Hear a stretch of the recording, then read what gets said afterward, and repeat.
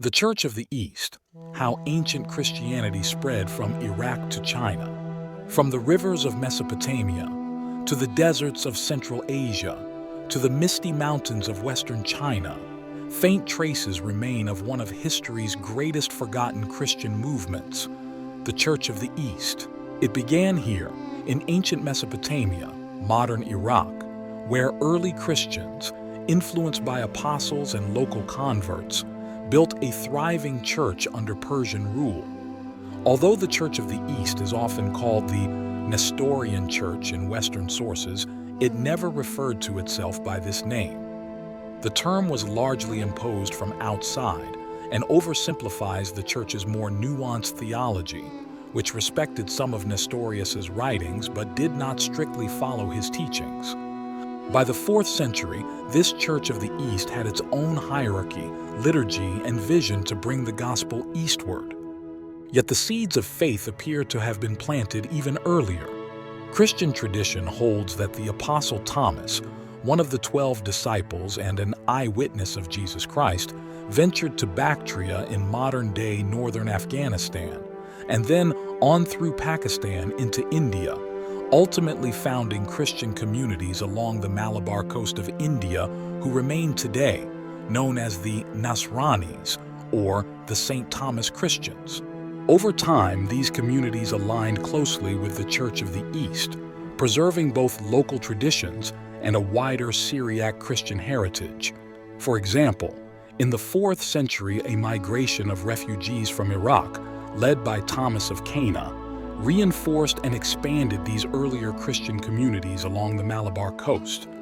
By the 6th and 7th centuries, the spread of the Church of the East traveled eastward along the Silk Road, not by sword, but through a message of redemption. From Baghdad to Herat, Samarkand, and Kashgar, they planted enduring communities. By 781 AD, an imperial stele in Xi'an, the capital of China during the Tang Dynasty, proudly recorded the presence of Christian clergy and churches in the Middle Kingdom. Yet this golden arc of Christian expansion would not last. The Mongol Empire, which had allowed the Church of the East to flourish once more in the 13th century, began to collapse by the late 14th century. As the Mongol grip loosened, the spread and consolidation of Islamic power along trade routes accelerated, largely purging Christian communities from northern India, Pakistan, and Afghanistan. And yet, traces of Christianity persisted in these lands. The Kavardo Cross in northern Pakistan stands as silent testimony to earlier Christian presence.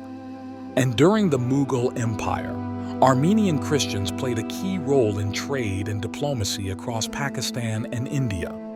In China, when the later Ming dynasty overthrew the Mongols, many of these Christian communities were expelled or suppressed. In Central Asia, many Christian communities converted to Islam under mounting pressures. And by the time of later Russian rule, no organized remnants of these ancient churches remained. Small, family-level groups of followers possibly survived until the later arrival of the Russian Orthodox Church.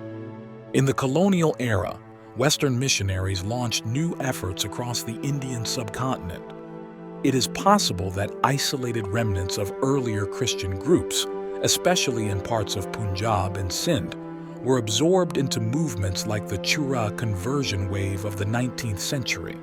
Much remains uncertain, but faint echoes of older Christian identity may have still lingered. Today, the legacy of the Church of the East lives on, among Assyrian and Chaldean communities in Iraq, Iran, and beyond in southern India. But its ancient footprints, from Mesopotamia to the heart of China, remind us of a much overlooked chapter in the story of Christendom.